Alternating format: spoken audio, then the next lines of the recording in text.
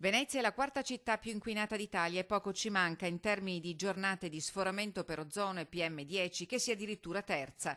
La condanna è stata emessa nel giorno in cui è caduto l'embargo informativo sul rapporto malaria che Legambiente stila ogni anno sull'inquinamento atmosferico dei capoluoghi dello Stivale.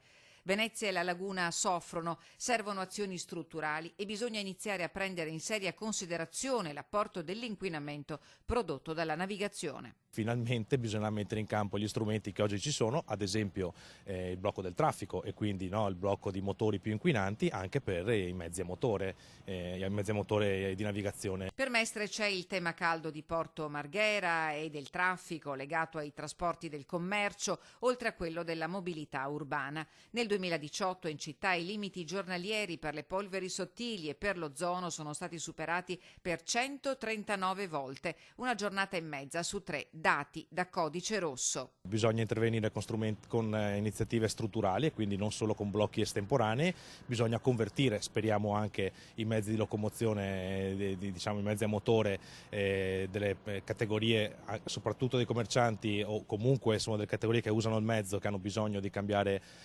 modo di muoversi, bisogna incentivare altre modalità di trasporto. A quasi nulla sono serviti piani antismog, a dimostrazione che i blocchi del traffico dei mezzi più inquinanti per qualche giorno non bastano più.